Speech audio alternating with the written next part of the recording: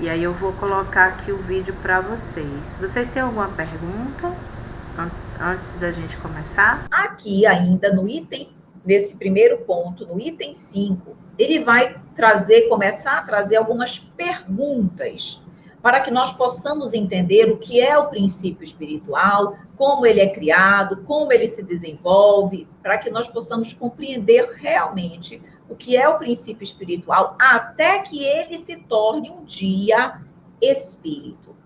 Então, no item 5, Kardec faz a seguinte pergunta: o princípio espiritual e o princípio vital são uma só e a mesma coisa? Ele quer saber se estamos falando de coisas distintas ou coisas iguais. E a doutrina vai nos mostrar que são coisas distintas. O princípio espiritual, ele dará um dia origem ao espírito, ao ser pensante. O princípio vital, não. O princípio vital é o princípio que animaliza a matéria, que dá vida à matéria, fazendo com que ela deixe de ser inorgânica e passe a ser orgânica. E aqui ele traz logo um exemplo muito claro. Ele diz: as plantas, o reino vegetal tem vida, logo tem princípio vital, mas não pensa. Logo, não é o espírito, não tem intelectualidade, não é o ser pensante. Então, se tem vida, mas ainda não pensa, é porque são coisas distintas.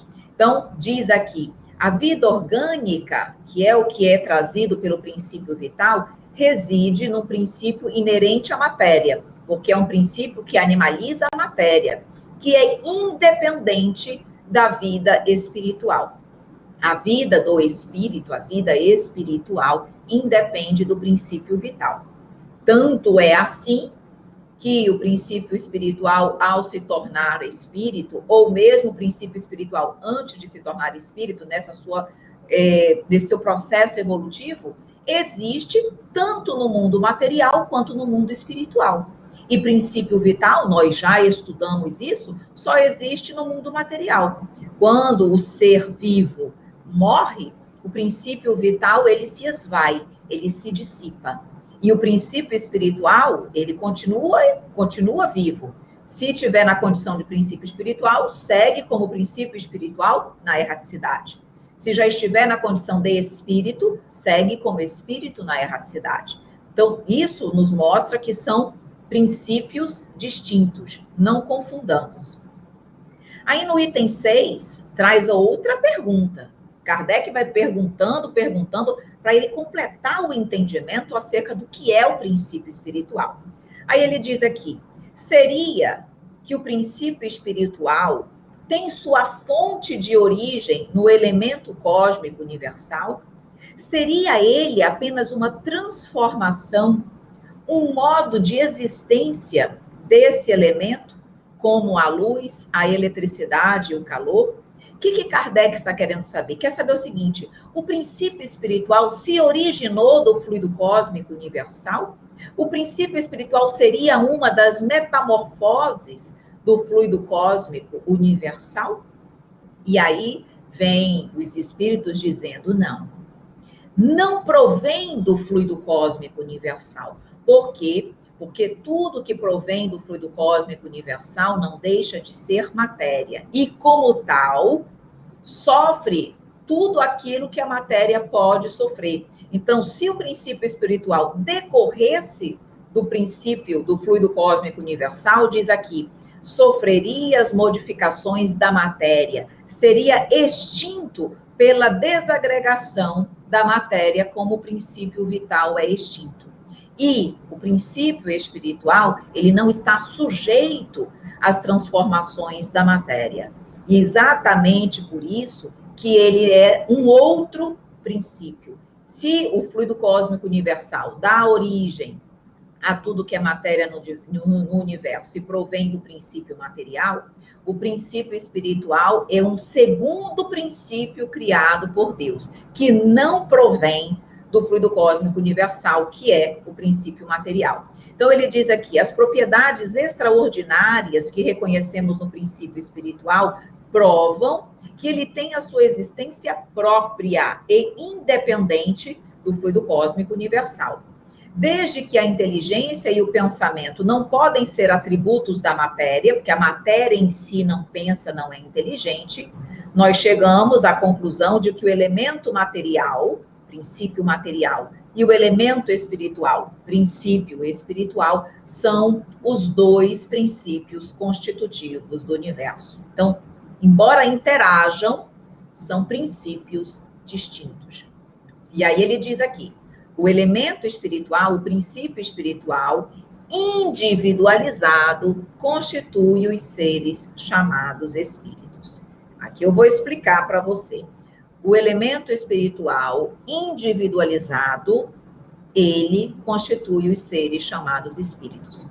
O que significa isso? Significa que o princípio espiritual, quando ele é criado, ele ainda não está individualizado, como nós aqui, o espírito Evelyn. Não. Ele começa a estagiar nos reinos inferiores da criação, no reino mineral, no reino vegetal, no reino animal. E durante este processo, durante esses milênios que ele vai estagiar nesses reinos, ele vai se individualizando pouco a pouco. Esses dias, ontem mesmo, eu recebi uma pergunta onde a pessoa queria saber exatamente quando pode-se afirmar que houve a completa individualização do princípio espiritual. Em que momento, em que parte do reino animal? Se é quando existe ali, por exemplo, o início dos seres vertebrados, em que momento? E aí eu respondi, a doutrina não traz essa informação. A codificação não diz exatamente em que momento, em que grau, em que espécie do reino animal essa individualização se completa. Porque nós sabemos que começa o princípio espiritual, ele vai estagiando, no reino mineral ele vai aprendendo a agregação da matéria, no reino vegetal aprendendo a sensibilidade, no reino animal a motilidade, a capacidade de se locomover e os instintos, e o princípio vai se individualizando. Nós sabemos com certeza, por exemplo, que os mamíferos já são individualizados. Tanto é que já existe no plano espiritual o perispírito de um cavalo, de um cachorro, já há a individualização desse ser. O perispírito está individualizado, mas ainda não houve, na realidade, ali a transformação para ser criado o espírito.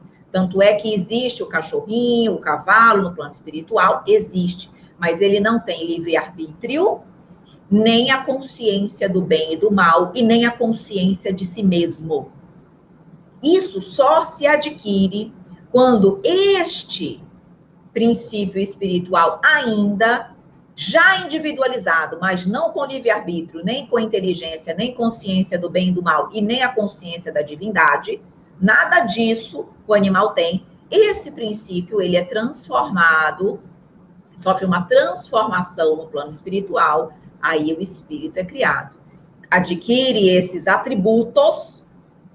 Então, vejam, ele precisa, para o espírito ser considerado como tal, o princípio espiritual, que já estava individualizado no finzinho do seu estágio no reino animal, para que ele possa ser considerado espírito, não é o fato dele estar unicamente individualizado. Ele tem que estar individualizado, o princípio espiritual? Tem.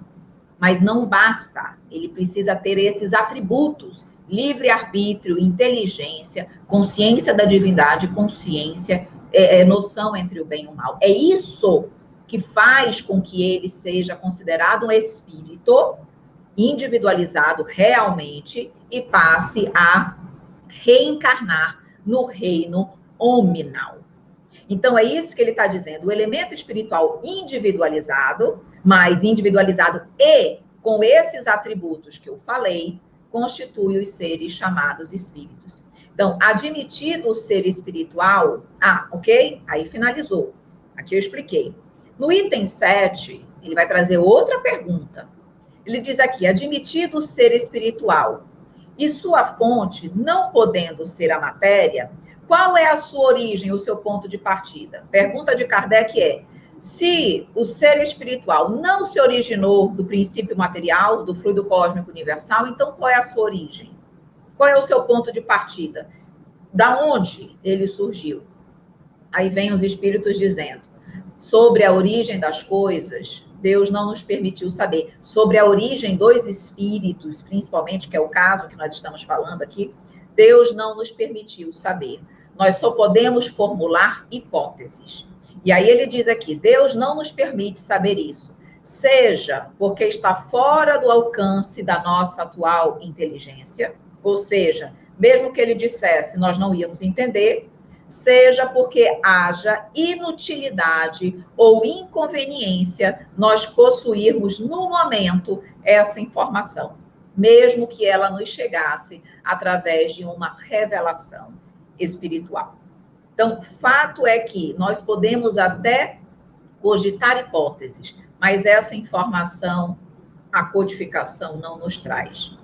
O que nós podemos saber, e isso a codificação nos traz, é o seguinte, ainda no item 7, ele diz, Deus permite nós sabermos que todos nós procedemos do mesmo ponto de partida.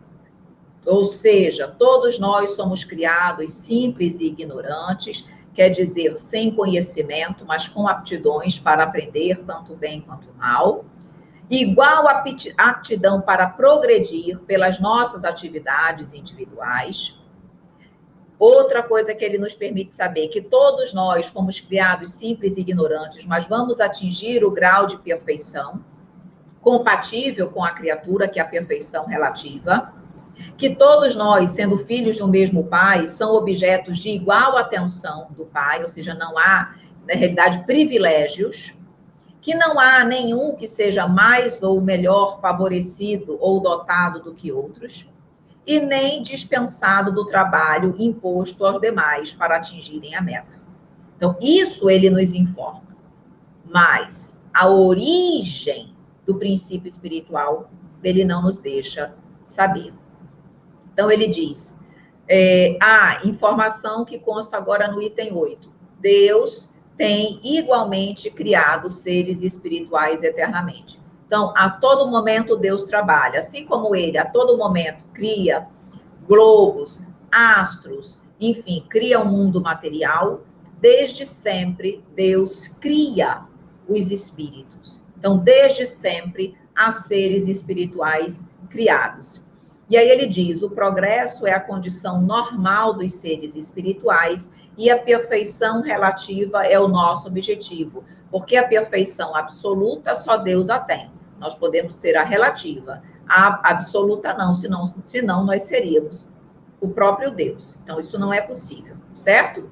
Então, ele diz aqui, se Deus nunca parou de obrar, e ele sempre criou mundos, astros, mundo material e espíritos, significa dizer que desde toda a eternidade, há seres que já atingiram o ponto culminante da escala. Significa dizer que desde sempre houve espíritos que já atingiram a condição de perfeição. Quando a Terra foi criada, já havia infinitos seres perfeitos? Sim, com certeza. É isso que nos fala esse ponto. Adentrando no item união do princípio espiritual e da matéria. Aqui, na verdade, até então nós entendemos que o princípio espiritual é um e o princípio material é outro. Mas aqui, nesse ponto, ele vai nos mostrar que, conquanto sejam dois princípios distintos, há necessidade deles estarem continuamente interagindo. Para que ambos evoluam, eles precisam dessa interação.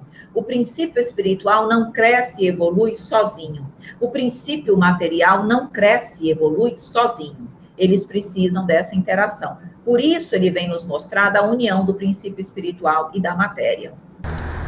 E então, gente, sobre o finalzinho dessa primeira parte, que foi a que nós vimos na semana passada. Vocês encontraram algo novo? Ela falou algo que, de repente, para vocês fez um sentido maior dessa vez? Ninguém? Certa vez eu assim, que a gente estuda, né, ouve várias palestras, alguém comentou que quanto mais nós vamos evoluindo moralmente, mais certos conhecimentos nos é passado. Você vê que a manipulação, a forma como a gente passa como eu posso fazer, dos fluidos, esse conhecimento não é para qualquer um. Por mais que se queiram, algumas pessoas elas têm partes, mas você pode ver que esses espíritos superiores, eles já sabem utilizar da melhor maneira possível. Como ela falou, que não é permitido para todo mundo. Até porque, se muitos tivessem esse conhecimento, como é que eles poderiam fazer uso? Se alguns que não têm uma condição moral elevada, ele poderia interpretar isso e fazer muitos prejuízos para si e para os outros, né? Por isso que esse conhecimento, muitas vezes, ele é limitado para as pessoas, para nós, né, espíritos. Eu assim, Ana Paula, ouvindo, não só ela, mas assim, lendo o que a gente já leu, eu percebo que realmente naquela época de Allan Kardec, ele era o quê? Uma pessoa muito instruída, um homem que era muito respeitado. Então, assim, naquele momento, ele precisava realmente ele deter esse conhecimento, vamos supor assim, mas assim, de uma postura respeitável, né? E confiável, né? Porque ele era muito respeitado. Então, qualquer coisa que ele dissesse, as pessoas iriam ouvir. E aí vem uma questão interessante na minha cabeça, né? Aquele momento era o que? Era para se colocar as pessoas que estavam num nível maior de poder aquisitivo, conhecer o que é o Espiritismo. A partir de quem? Do próprio Allan Kardec. Dali foi assim, eu acho que veio meio que de cima para baixo, mas no sentido de quê? De que naquele instante era necessário que as pessoas que estavam na alta sociedade, elas começassem a ter um conhecimento talvez necessário a haver esse desenvolvimento moral para que eles pudessem expandir essa informação e chegar a todas as outras camadas, né? Talvez que tivesse, por exemplo, chegado naquele momento da história, tivesse chegado o Espiritismo a pessoas mais simples, talvez não tivesse chegado ao ponto que está hoje, talvez não tivesse chegado a um nível maior, porque teria sido destruído, recriminado, e como foi, né? Os livros depois foram todos queimados, mas isso em um outro momento, depois que tudo já havia começado, já tinha dado o pontapé inicial. E aí que vem a questão dessa evolução na minha cabeça. Essa evolução, naquele momento, apesar de serem pessoas de alta sociedade, que tecnicamente ou teoricamente teriam mais entendimento sobre as coisas, eu acho que ainda ficou muita coisa para ser respondida. Eu não sei se vocês lembram, mas parece que foram feitas primeiros algumas tantas perguntas, não foi, Ritinha?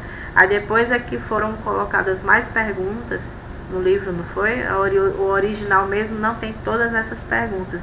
Aí depois é que foram colocadas mais perguntas. Então, assim, na medida em que as coisas, eu acho que na medida em que o tempo foi passando, isso é uma visão minha, né? Do que eu já li.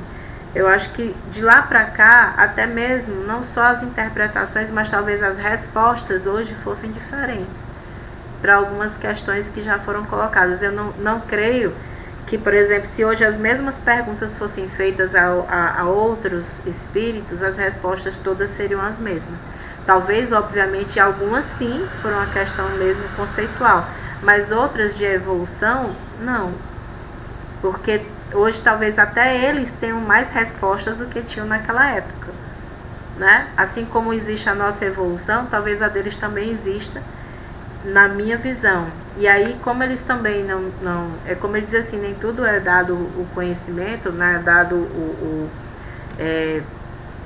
o direito de saber, né, daquele momento, pode ser por uma questão de conveniência, pode ser porque ainda não estou elevado o suficiente. Então, aquele mesmo espírito que deu resposta, pode ser que hoje ele já seja algo bem mais além e hoje ele respondesse de outra forma, tivesse outra visão ou outro conhecimento e outra talvez até outro conceito a respeito das coisas para a gente. Tem certas passagens que ele fala que a nossa linguagem, o nosso entendimento não tem palavras para explicar certas coisas, né? Que deles já existem. Mas aí a questão é, naquela época talvez não, talvez hoje sim, né? Então eu penso que toda uma questão não é só nem moral, né? É a questão mesmo intelectual, a questão social, é todo um processo que envolve essa evolução do ser humano. Porque quando a gente fala de conhecimento, o conhecimento ele não é estático, né? O que eu aprendi há 10 anos, se eu for aprender hoje, eu vou aprender de outra forma. E o interessante, que abrindo só um parênteses, eu sempre gostei muito de matemática. E certa vez eu abri, não lembro agora qual foi o aplicativo, aí tinha um cara explicando como fazer as multiplicações bem mais rápido por um parâmetro que ele usava para fazer determinada soma ou uma multiplicação e dava certo para todos os números. E eu ficava pensando, nossa, eu passei horas e horas com aquela tabuada na mão decorando. Aí você tira que até uma ciência que é exata, você consegue ver parâmetros diferentes que explicam a mesma teoria, que dão respostas iguais. Então, daí é uma coisa que a gente precisa parar e pensar. Não é só uma evolução moral, é toda uma evolução que eu acho que está bem acima, bem além do que a gente até imagina. Ela vai ter as duas linhas, tanto a questão da moral quanto a questão intelectual. E assim, o princípio das coisas, até hoje a gente não sabe, e eu acho que durante muito tempo, mas muito mesmo, nós não vamos saber, né? Porque nós ainda estamos tateando. Mesmo o conhecimento científico que nós temos hoje em dia, comparado com a época de Kardec, nós estamos super avançados, mas a ciência ela tem mais dúvida do que resposta. Então, a gente não tem essa compreensão. Por exemplo, uma coisa assim, tola.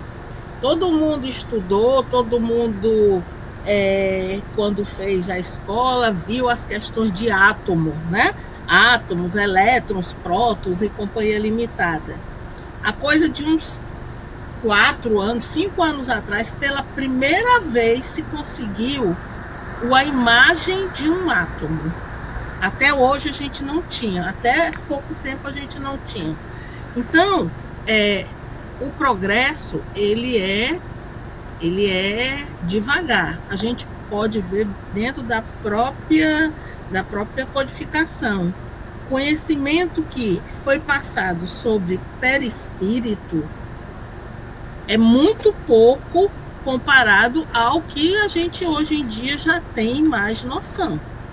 Então, isso é para tudo. Agora, o princípio das coisas, isso daí, a gente não tem condições de compreender ainda hoje. Então, o que os espíritos batem muito é a questão de que não adianta eu falar de algo que você não vai entender. Por quê? Porque você não tem vivência para isso. Eu só entendo o que eu já vi, o que eu já senti, o que eu já percebi. Eu só entendo isso. Se você me falar de algo que eu nunca experimentei, nunca ouvi falar, eu não tenho nem como fazer esse processamento. Então é isso que os espíritos ficavam dizendo. Não adianta a gente estar falando de coisa que você não vai conseguir compreender. Dê tempo que aos poucos cada um de nós vai compreendendo, né? Uns vão antes, outros depois, mas aos poucos tudo a gente vai compreender. É mais ou menos dentro dessa linha. Agora, a verdade, quanto mais eu estudo, quanto mais eu procuro conhecer, quanto mais eu procuro me aprofundar, mais determinados conceitos ficam claros para mim. Todos nós temos experiência e sabemos. Quando eu ouvi determinado conceito espírita há 10 anos atrás, não é o que eu estou ouvindo hoje. São coisas diferentes. Por quê? Porque eu já fui adquirindo uma série de embasamentos que me fazem compreender aquilo melhor. Rita, é o que a gente vê quando Kardec fala que o espiritismo e a ciência, eles precisam andar juntos. Imagine só, se esse conhecimento que a ciência está desenvolvendo, se tivesse com o conhecimento da espiritualidade, o quanto isso não avançava. Porque seria um avanço muito grande, mas aí o que está acontecendo? Está se andando de forma paralela. Ciência de um lado, espiritualidade do outro. Aparentemente, pelo que os espíritos dizem, esse é um processo normal. Aparentemente, pelo que eles dizem, em qualquer planeta que você esteja, esse é um processo normal do próprio espírito. Né? Primeiro ele vai querer ou vai compreender aquilo que ele está conseguindo pegar, sentir, e depois é que ele vai trabalhar outras áreas. Daí porque na fase em que nós estamos, do ponto de vista do conhecimento, nós somos mais maduros do que do ponto de vista moral.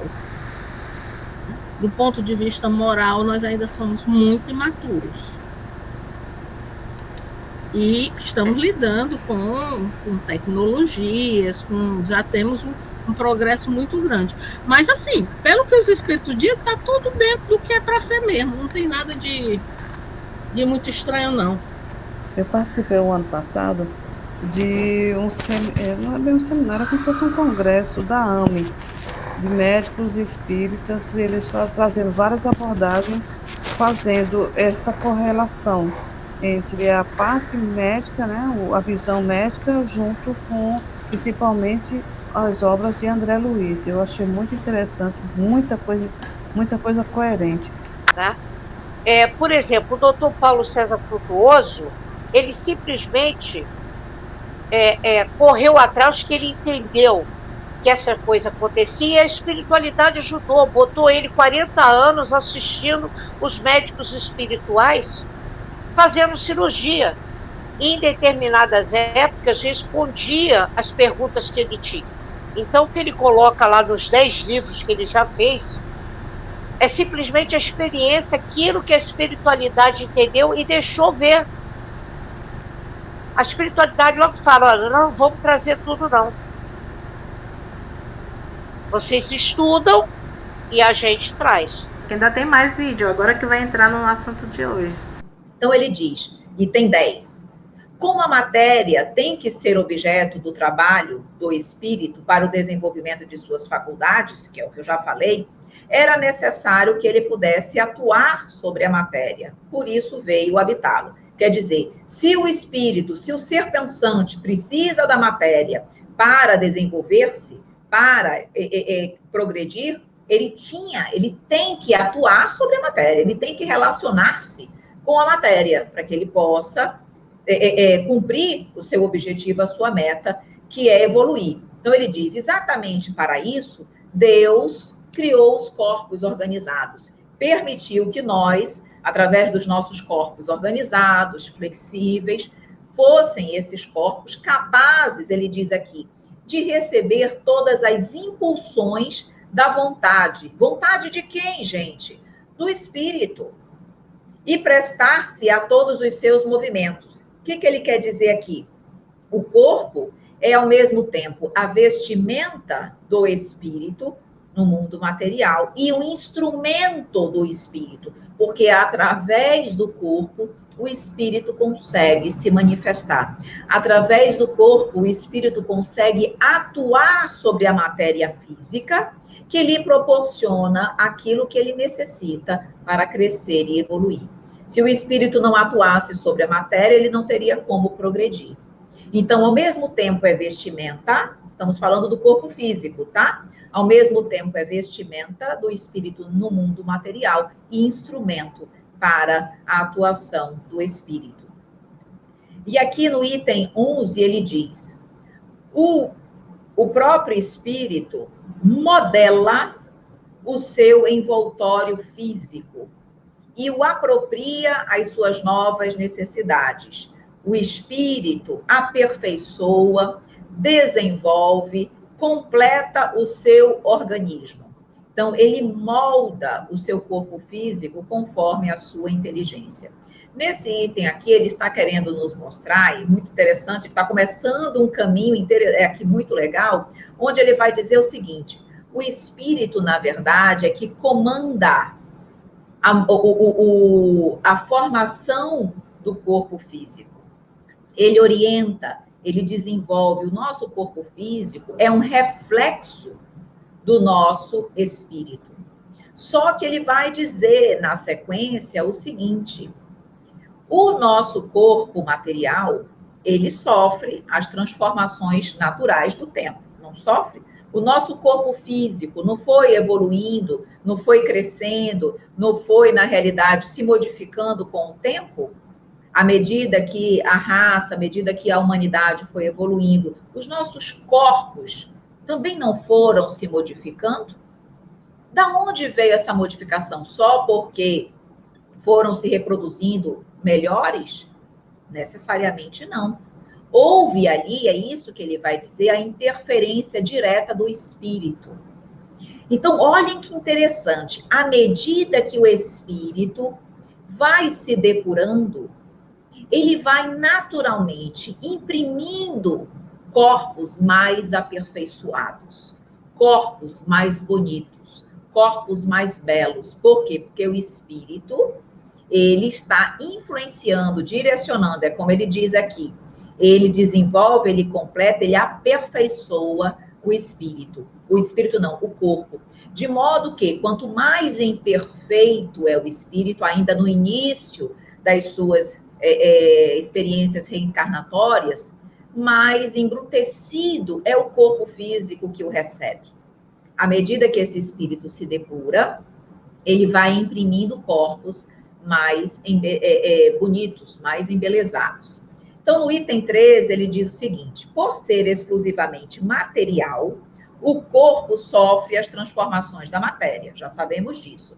Depois de funcionar por algum tempo, ele se desorganiza e se decompõe. O princípio vital, não mais encontrando elemento para a sua atividade, se extingue e o corpo morre.